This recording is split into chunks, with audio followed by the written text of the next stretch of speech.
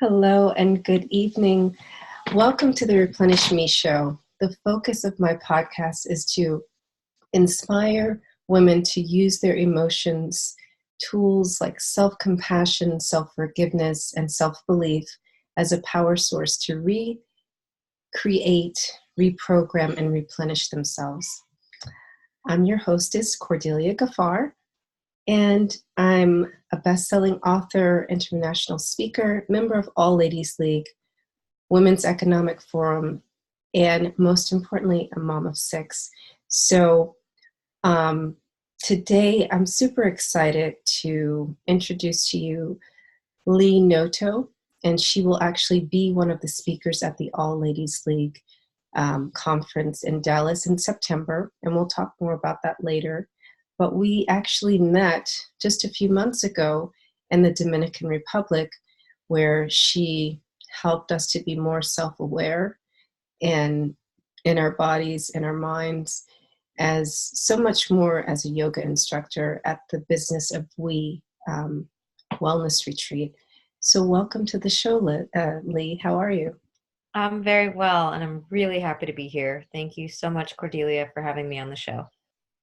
Yeah, when we had, a few discussions, I thought, I've brought this up a couple of times on the show before, but people don't really realize how important intimacy and our overall sexual health is to our total well-being. So, I really appreciate this opportunity to educate my listeners on that. And we're going to dive into a lot of things that people don't usually think of, I guess, mostly because we're not raised understanding our sexuality and our intimacy, and it's become a little bit taboo. So, leading up to this discussion today, I wanted to do a little research, and some of the TED Talks I watched. I love watching TED Talks. Do you watch those? I do. I love them. Yeah. So, there were some other intimacy coaches, and a common thread that came up, unfortunately, was shaming or the fear of losing something. So let's open it up there. Absolutely. Shame is a huge factor, and I would say an epidemic across across the world around how we relate to ourselves sexually. And, not in all societies, but certainly here in the West. And it's certainly a rich part of many of our histories as it relates to our sexuality and intimacy. And I know it is a part of my history as well. And so a large part of my journey has been about reconciling with shame and almost coming back from shame in order to find myself in a place of neutrality around how I relate to sex and intimacy in order to be able to create new possibilities from there. So yes, people are talking about it on TED stages across the world because it's something that the majority of us have experienced. And I love that people are talking about it because the talking about it is what creates the opening to release the shame. Yes, absolutely. And one of the ideas that was introduced is, instead of, this idea of losing something, but gaining pleasure for yourself.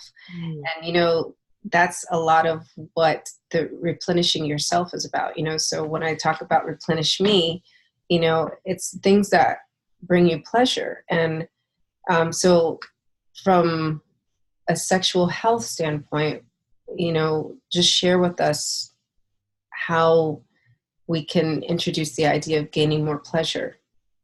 Sure. Oh, there's so many places to go there. So something that I have found in my experience, both in my personal life and in the work that I do with clients as an intimacy coach and sensuality specialist, is having intimacy start through open communication. While we may imagine that intimacy is this romantic scene where we are totally in sync with our lover and no words are needed, and there's just this flow and dance of sexual romantic energy, a lot of that is preceded by communication Yeah. and verbal agreements and the understanding of our own preferences, the preferences of the other, an open conversation about sexual health and sexual health status. And so, in order to get to the place that we envision for ourselves, most of the time it starts with a conversation. And so, quite literally, in the way of sexual health, I know that, for those out there that aren't in a monogamous relationship, that and even if you are in a monogamous relationship, having that conversation about sexual health and sexual health status, and something I share with all of my clients and I share freely in workshops and on podcasts, is how to have the sexual health talk as Mm. a way to foundationally set the ground for not only open communication and transparency, but for our bodies to feel open and giving and receiving sexual energy and sensual energy. And that comes with having that conversation. And so there's an easy format that I share, and it goes, I was last tested blank. Oh. My results were blank. I was tested for blank. I've had X number of sexual partners since. And my commitment when engaging with new sexual partners is blank. And so it might sound like I was last tested in March of this year. I've had 2 sexual partners since. We have used condoms. I was tested for gonorrhea, chlamydia, and syphilis, and my results were negative. And my commitment with a new sexual partner is to have this conversation and to use condoms. And so it can literally be a conversation like, the plant behind me is green. I have a dream catcher on my wall. I'm wearing a white dress. I'm Yeah. literally kind of just going down the list of factual information.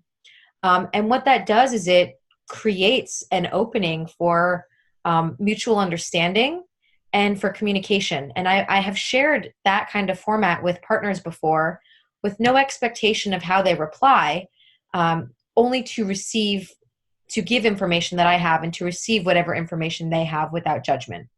And so I've heard everything from, great, thanks for your results. I was last tested at this time, and they'll go through the list, all the way to, I haven't been tested in a year. I've had 8 partners since. I don't know what my results are. And at that point, all I say is thank you for sharing. And then I have information to inform how I proceed next. And so it's not bad or good that this person does or doesn't know their results. It's just information for me to choose my next step. And so that for me has been foundational in allowing for and building intimacy with new partners, and then to keep that conversation relevant and fresh if there are multiple partners in the picture, and to just be a way to start off by relating to someone with transparency. I love that. You hit on so many great points. I mean, a lot of women in the world are affected by STDs, right? And it's from their partners clearly not having the verbal communication, right? Definitely not having that conversation. And maybe in some cases, them just not being educated or empowered enough to even ask those questions. And then, when I say that, our minds automatically go some other continent, but that happens right here in the United States. And quite sure it happens frequently also in Europe. So I love that you started out with that conversation, because really a lot of times people are more concerned about stuff that doesn't physically impact them or even long-term impact them. And let's face it, if you're going to be intimate with someone like sexually, you need to know those things. That's really important. Right. And, for women, since we're the receptors, we can really be seriously and, like we can become infertile from some STDs. So it's a really important piece of information. Yeah, absolutely. Yeah. So, and on that note, right, we do have sex education in school, right? But it seems to be like everything else in our lives, just something that you tick off of a box, right? I, kind of think, what do you think that about having sex education for adults? Like, a lot of adults these days, religious organizations, mosques, churches, they offer premarital counseling. Should they also have premarital sex education? Absolutely. I think that not only should that be available to us as adults, I think sex education and, sex education has become known as, one thing across high schools, which is putting a condom on a banana, learning about STDs, learning about teen pregnancy, and it's all fear-based education. There's Yes. so much more in sex and intimacy beyond STDs and getting pregnant. And yes, those are two components that may have, significant impact on someone's life.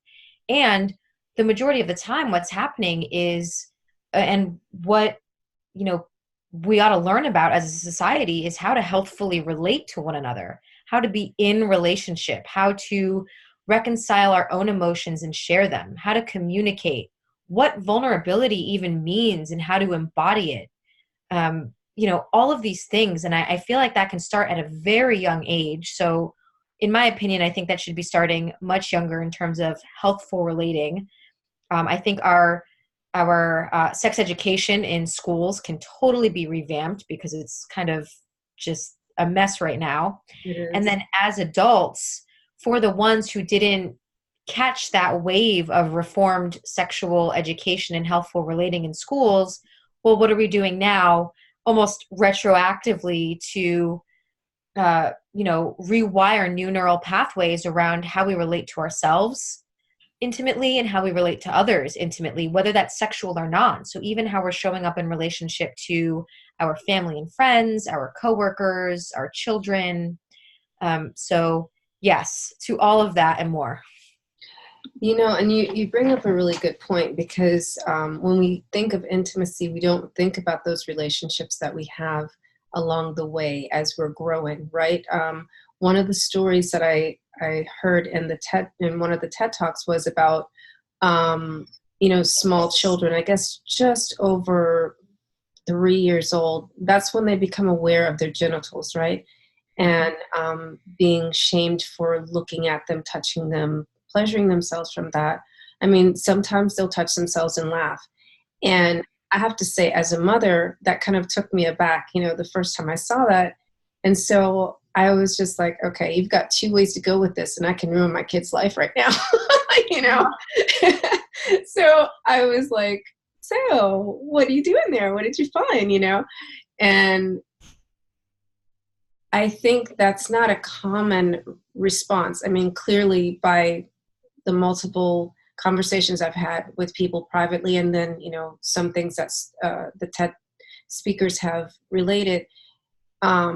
And you just said that, we should start it earlier. So like, how would we bring that up, like in a school setting for kindergartners, maybe? Right. That's a great question. And I was, you know, actually talking to a group of friends and colleagues about this the other day in wanting to partner with children's authors in order to create some sort of integrated education around this. Now, I think of books like Everybody Poops, for example. Yeah. And while we're talking about, things that we don't normally talk about every day, which is fecal matter and waste, there is Right. a children's book that talks about the normalcy of our digestive system and what happens as a result of eating food.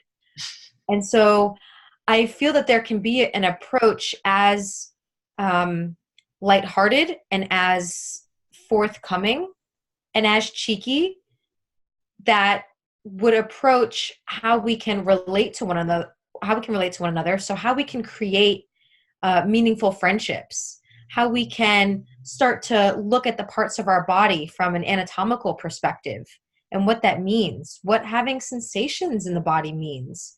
And while there is a lot of taboo nature around these topics, a part of what I aim to share with people and embody in my own life is the pleasure and play and fun and lightheartedness that can also come along with our sexual identity, because why would something feel so good if we weren't meant to have a great time experiencing it when we choose to engage in that activity? Exactly. I love that. So I'm going to just pause our conversation there and let some of the things that we've talked about land. Hmm. So far, we've just, opened up the conversation, looking at our sexual health and how to bring more intimacy into our relationships just simply by communicating and getting some very important details straight in the beginning. And then, how to normalize that and show our children how normal uh, relating to their bodies can be. So, in this little commercial break, I'm actually going to take the opportunity to invite you to the All Ladies League Conference in Dallas, Texas, which will be happening September 27th and 28th. And we're going to have the lovely Lee Noto speaking there. On the topic of maximizing your wellness. You can join us by going to bit.ly/we can have it all. And the theme we can have it all really relates to business as well as our personal development.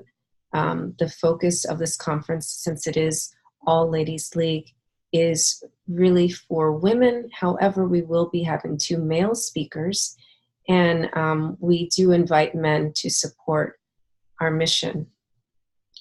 So back to you, Lee. I want to just pick up our conversation, getting a little bit more into the sex part of sexual health, right? So I guess the question that I actually sent you was, is our sexuality sacred? So I guess what's coming to my mind in terms of the way we're talking, the way this conversation is flowing, is I would say, how do we really, I feel like the sacredness of sex has gone away, right? You see it everywhere. They use it as marketing. And, how do we refocus it to be a sacred thing again? That's a really beautiful question.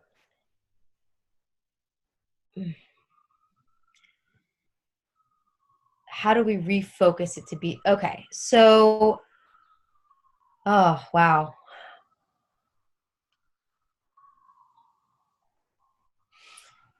In practices that I share with clients and in practices that I have, created and made regular in my own life, a part of that is learning how to re-relate to myself. Mm-hmm. And while I enjoy and have had sexual partners and have created these experiences with people outside of me, where my sexual identification starts is from within. Mm-hmm. And so something that I really encourage and invite, people to try is creating their own kind of self-pleasure practice that may or may not include genital stimulation or, masturbation. But that is the taking back or the reclaiming of that sacred time and creating a ritual or ceremony around doing things that feel pleasurable for us. And that can be anything from taking a warm bath and lighting candles to using essential oils to dabbling into herbalism, you name it, whatever piques your interest can become a sacred sensual practice. Now, as it relates to sexuality and sexual practices, something that I, in my own life, and also invite clients of mine and friends of mine and family, whoever, I'll shout it from the mountaintops, creating a regular self-pleasure practice, which does include genital stimulation. And how I frame that practice is starting each practice with setting an intention. And that could be for anything. The intention could be to have the best orgasm of your life. The intention could be to get to explore parts of your body in that session so that you become more aware of your preferences. The intention could be to just relax and receive. Whatever somebody wants the intention to be, it can be that. And then move into the self-pleasure practice itself. And that can look like anything from putting on slow music and caressing one's body with sensual touch to going right for it. And that's totally fine too. Every day is going to yield something a little different depending on how much time you have, what mood you're in. And then, so the middle of the practice can be whatever someone chooses for it to be. And then the end of the practice is gratitudes. And so allowing yourself to bask in the afterglow of whatever pleasure you got to receive, whether or not that included climax and, without attachment to that even. And then just sharing with yourself gratitudes, whether it's gratitude for that practice or something you experienced in that moment or for something outside of that moment. And this is a nice little container to create that allows us to learn so much about ourselves, our sexual preferences, our nuances, how we like to be touched. Breakthroughs can come through from outside of that sexual experience. And it's a way for us to, again, learn about ourselves and then to go on to communicate those things to partners. And I've had experiences in my self-pleasure practice from frustration to why am I not coming right now, to deep orgasmic bliss, to being in total surrender and bawling, crying because some emotion just got released, to hysterical laughter and everything in between. So it's all on the table. There's no wrong way to do it. And it's just all about being there, receiving, and gathering some more information for us to be able to use in our lives. What I like about our conversation is you really encourage curiosity. And I think that's something that's missing. I've talked to women where it's ranging from, it's just a function of, you have to do that because you're married, or, the other end where, he doesn't do it not often enough, or I never climax. And, but this question of exploring and being curious with yourself to know and direct your partner, that never seems to come up. So I like that about it. So let's talk a little bit about your workshops. You have something going on right now in New York, right? Is it done or is it still going on? I've got one more. So I'm currently hosting a 3-part series on desire, and I am based out of New York. So I host workshops in Brooklyn and Manhattan. And the next workshop will be on June 26th, which I'm really excited for. And that's been a conversation about different aspects of desire and how we are relating to our desires, what desire is, how we listen for the desires of others, open communication around desire, and how we manifest our desires. Yeah, so that's going on right now. And I've got a 1-day immersive experience coming up in August in New York City, which I'm thrilled for. When in August is that? August 24th. August 24th. Okay. Yes. Let me see. I'll be in between Dallas that time, but we'll see. So that's really nice. And definitely I encourage anybody in the New York area to come to go to your last session on desire. I've been watching some of the testimonials, and actually I think I just talked to someone who attended, one of the people that we know from the retreat. Yeah. And they were just like, man, I just didn't expect to learn so much. So it's definitely, and I'm sure those of you who are listening, you can tell that, just the way Lee makes it so relatable, right? And so consumable. It's definitely something that you need to open yourself up to if you struggle with understanding what is desire and how to open that up for yourself. So I really wanted to let people know that you do have workshops, and it's a really comfortable environment.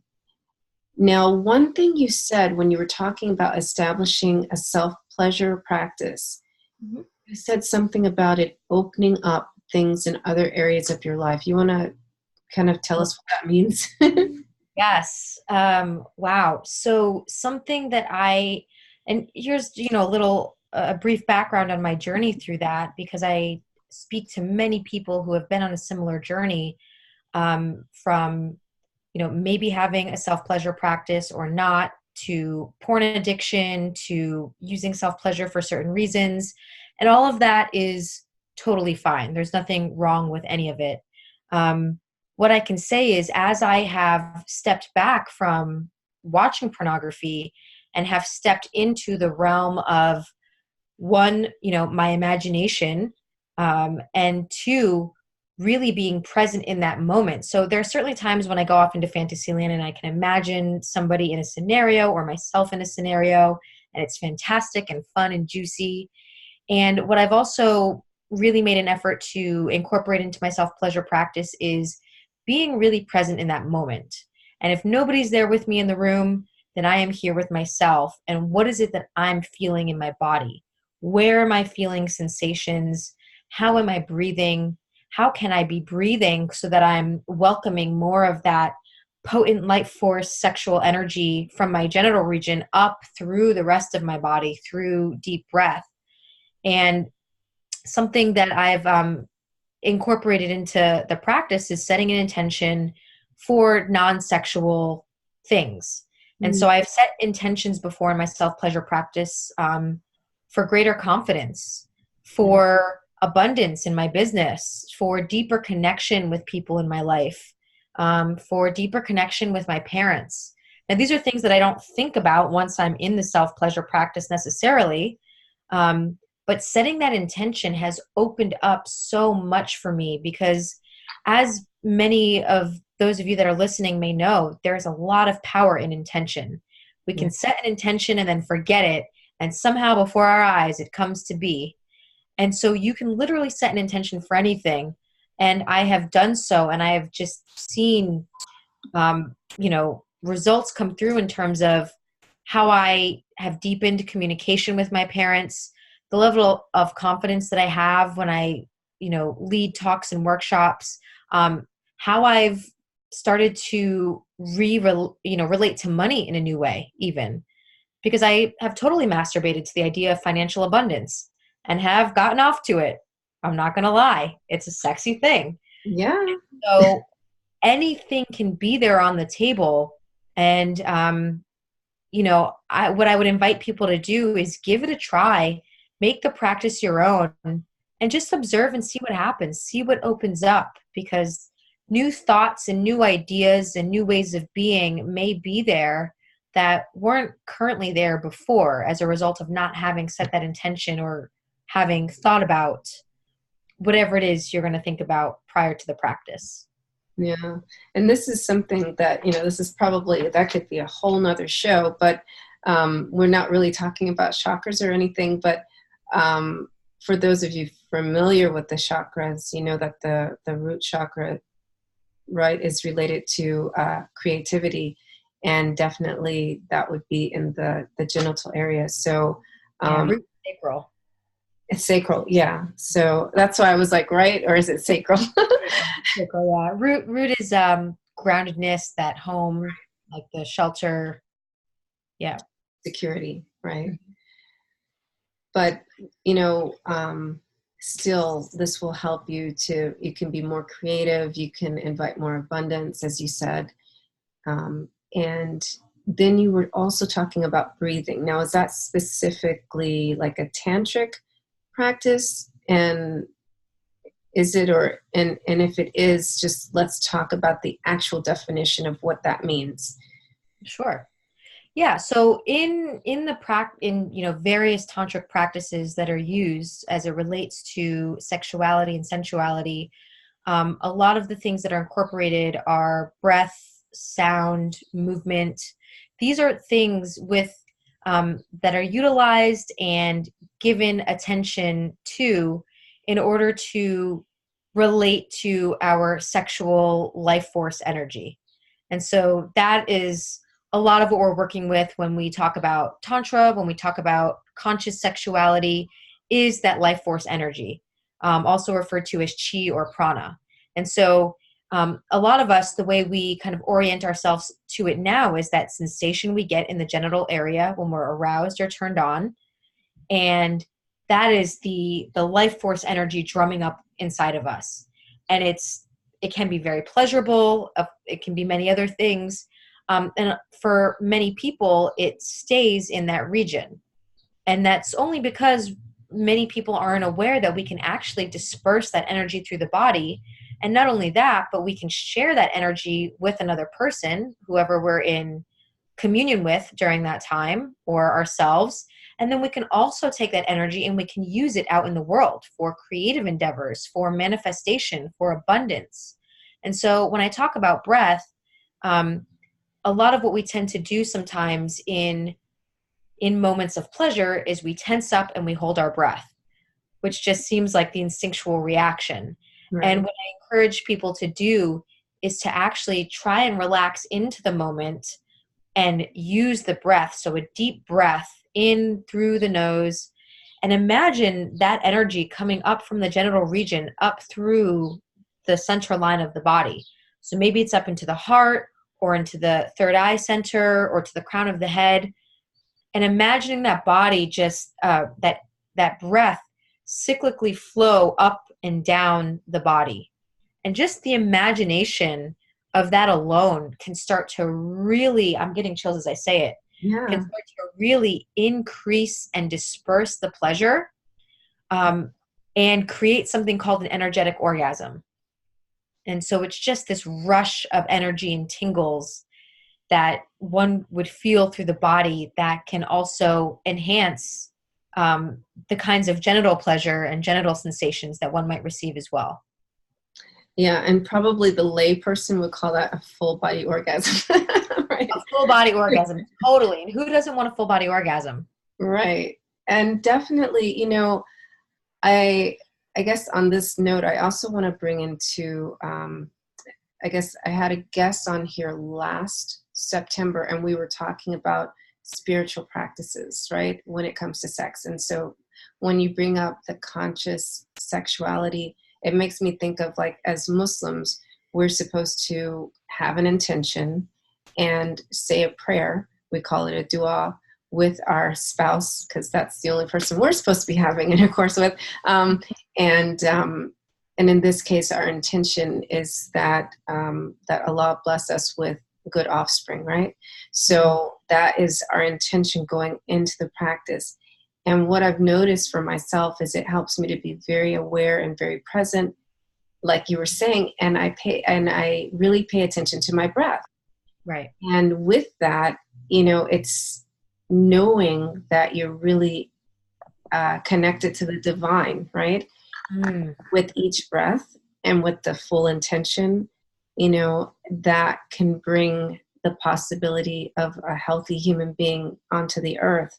Mm-hmm. That's a whole different mindset. And, even if you're not Muslim, like whatever it is that you believe, just if you see the bigger picture and, focus, like Lee is saying, with the intention and everything, definitely it will expand the possibilities of pleasure. Yeah. Let's see. I am supposed to do a fair amount of commercials, so I'm going to take another commercial break and let you know that Lee and I attended the wellness retreat in the Dominican Republic, but it is the brainchild of the Biz of We, which is founded by Paulina Lopez. And she has a summit coming up in October, on October 4th. And you can register by going to bit.ly, Biz of We Summit.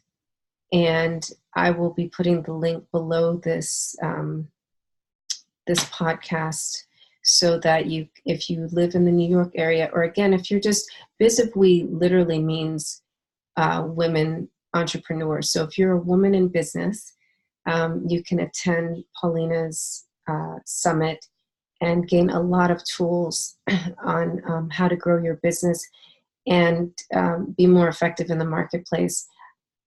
you work with Paulina currently, right? She's your coach? I do. She is. Yeah. So, yeah, I told her that I'm going to start promoting her summit during my podcast because, it only made logical sense. We're women in business, and I Mhm. want to promote as many businesses as possible. So she's a sponsor of the Replenish Me show. Amazing. Yeah. Wow. Yeah. Yes. Two amazing women I'm grateful to have in my life, you and her. 100%. So, um, with that, let's get back into our discussion. Now, do you feel like we've skipped over anything, or is there anything that you want to really highlight that either in the realm of intimacy or specifically with sexual health that we need to really bring attention to in this last segment? That's a great question. Um, Something, that I would want to impart onto listeners and to anyone that I talk to, or, just honestly, I think this is news for the entire world, is that um, while many of us have had a particular set of experiences relating to sex and intimacy, some perhaps very pleasurable and healthy, others maybe not, um, there is certainly a place here for self-exploration, for becoming connected to self, to be on a spiritual journey with self. And it can totally be those things. It can be fun and pleasurable and lighthearted. And all of that is here in that realm. There's such dynamism to the world of sex and intimacy. And, for those listeners who have had their fair share of unfavorable experiences with it, um, I want to share that it doesn't have to be that way going forward. You can certainly create new possibilities from whatever place you'd like to create from around the ideal life that you'd like to create for yourself in sex and intimacy. All of that is possible. And, in my own experience, it has been a way to connect me to that which is greater than me. And, if nothing else, it can be just a really beautiful, pleasurable human experience that we get to have either on our own or with those we're, in connection with. Yeah. And you make me think of it can be a healing. I know that, uh, Yes. yeah, like a lot of women that I've talked to, it's astounding actually how many women have been in one way or another, um, I guess, sexually violated. And so the shame or the um, loss of sacredness has come from that. And, it doesn't mean that it can't be something that can also heal you, or, you can't move on or have a normal relationship. We often hear stories of, I was molested as a child and I ran away from home and became a prostitute. It shouldn't be like that. Doesn't it make more sense that if you were molested as a child, then, there should be some place that women can go, or boys, to heal, Mm-hmm. right? And to process those experiences, and then have a healthy sexual life. Yeah. And, being in the world of sex and intimacy, I see that there are more and more tools and resources popping up, which Good. I'm really grateful for. There's more legislation going forward around, um, you know, what this looks like in terms of education and even the decriminalization of sex work. And that's kind of, the other end of the spectrum. You know, I think from a holistic perspective, starting to educate at a younger age around what healthful relating looks like, as we had talked about earlier, how to relate to our own sexuality is a key component of this. And for those that have already experienced traumatic experiences and are holding that trauma in the body and still have that, those memories as a very present part of their current day, there are certainly options out there. And while they're not widespread and highly publicized, there are many practitioners in the field of sex and intimacy, whether it is sex educators, sex therapists, various forms of sex workers, whether they're tantric body workers or pro doms, or, it runs the gambit of professionals in this space doing work that can offer resources, tools, can act as guides to allow us to explore these parts of ourselves that have either been repressed and shut out, or that have never been given attention to because of shame or fear around our preferences. And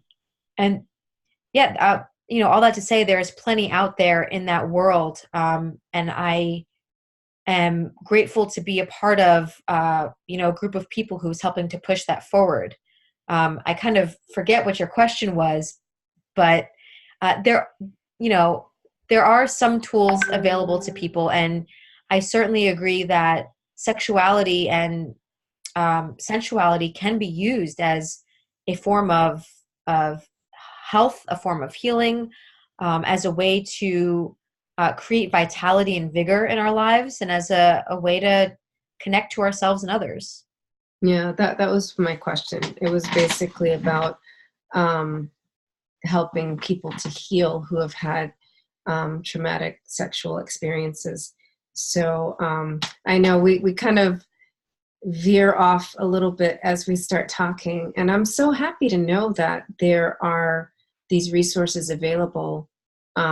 So I hope you don't mind if I invite people to connect with you to have access to those resources if I get those questions. Yeah. Absolutely. Good. That would be beautiful, because I know, like, it's a broad statement when I say, I want to help women to use their emotions as a power source, but like a lot of times the emotions that are coming up, are coming from those traumas. And for a long time I would say, oh, I don't deal with people that have gone through trauma. But, like at some point you have to. And I just want to have as many resources available for people as possible. So I guess in this last little bit, share with us exactly what programs do you have available? We know that you do the in-person workshops, but what else do you do? Sure. So I refer to myself as an intimacy coach and sensuality specialist, and I do one-on-one coaching with people, and that works how most other coaching modalities work. I also lead workshops and talks. So I lead a monthly workshop here in New York, and that is what the 3-part series on desire is a part of. So every month now I will be hosting a workshop, usually on the last Wednesday of the month, and then a quarterly day-long workshop, which is more immersive, and we get to spend the day together and be in community with people and get to share and talk on topics related to sex and intimacy and have a safe space to explore those things. I'm really excited to be invited as a speaker to the All Ladies League conference in Dallas in September. And I am also part of a team who will be hosting regular workshops in New York as well. So that's how I do my talk work. I am also a touch work practitioner. And what that means is I am a certified body worker, and I incorporate aspects of tantric body work, conscious sensuality and sexuality, breath work, meditation into these sessions, so that there is a somatic experience around receiving touch and sensual touch and cuddling that allows us to nourish ourselves and replenish ourselves through this contact with someone, myself, who acts as both a provider and a guide and another human to be in an experience with. They're very, very beautiful sessions, and I lead those sessions for men, women, and couples. And I do coaching with both men and women, with an area of focus around, guiding women to empower themselves to radical self-expression and self-love. So, I guess I should ask this at the beginning, but how did you get into this? Like, what's your story? Sure. Yeah. Well, I will give you the Cliff Notes version. Like you had mentioned, I, at a very young age, had a very deep curiosity about my parts and how they worked and the sensations in my body. And from the moment I knew that there was sensations happening, I just went on a bender, a quest to learn more. And over the years had both created associations of pleasure and shame as it related to my sexuality, and taught myself from an early age, or at least had picked up on cues that I needed to hide sexuality, which is the story for most of us. Yeah. And so it became this dichotomy of, wow, this feels so good, but no, I shouldn't be doing it, or I shouldn't be doing it with this person or here, whatever the story was. And all that to say, I've had many adventures and lessons in how I relate to others and my sexuality and my sexual health, until I found myself in, going through the corporate life, thinking that that was going to be my path and that I'd be some, C-suite businesswoman. And synchronistically found myself simultaneously in both a coaching certification program and an intensive 2-year apprenticeship on Tantra. And so as I was doing those things in tandem with this corporate job, I realized that there was something much greater for me here, and decided to combine the two modalities to become what they are now, which is my talk work and my touch work, in order to be able to allow a space for people to talk through what's happening in their lives related to sex and intimacy, and to be able to receive and understand things from a touch perspective as well. Wow. Okay. That is a really fast version of it. But yeah, that that makes sense. It does, it's funny how things just fall into line as we keep living, right? So I really appreciate your time today. And I want you to just share any last thoughts um, before we end and I start promoting my show. Absolutely. Oh, wow. Speaking from personal experience, it has been quite a journey through shame and judgment and discovery and exploration and all the things. And I know that many people's journeys are inclusive of a lot of those things and more. And the parting words that I'll say is there is such richness and vastness of experience and experiences really that we can have in getting to go there. And so I just really invite people to, ask the kinds of questions that they've been curious about, and at least open the conversation with themselves. And then to, find people that they trust to have these kinds of conversations with, because it can feel scary and it can feel daunting and, full of all the things that, it may have been riddled with in the past. And so there's a lot here. And, what I want to share with people is that you don't have to do it alone. There are plenty of resources and tools and guides, and I am certainly one of those. And I want to share that openly with people. And I really wish everyone a lot of discovery and exploration and pleasure and play on this journey.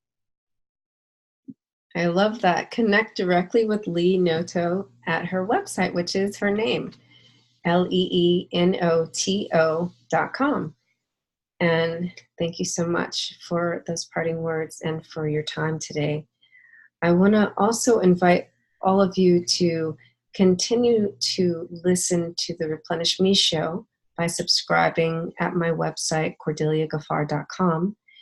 where you can also find out more about the events that I have coming up and my latest release. As you know, I'm a best-selling author, and my most recent release is a collaborative effort called America's Leading Ladies.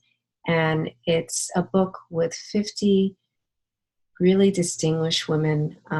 Several of them are, in fact, exactly 12 of them are part of the International Association of Top Professionals, and they've won multiple awards. And you'll see there a link to our actual blog, and where you can purchase the book and watch the interviews of where I've interviewed each author. I haven't interviewed all of them yet, because we have people like Oprah Winfrey and Malika Chopra and Melinda Gates. But the other dynamic ladies in the book, I am weekly releasing those interviews. You can also get your copy, an ebook copy, on Amazon by going to bit.ly, America's Leading Ladies. And the great news is the print version will be available on July 4th, which will have a big event surrounding that, and more details to come.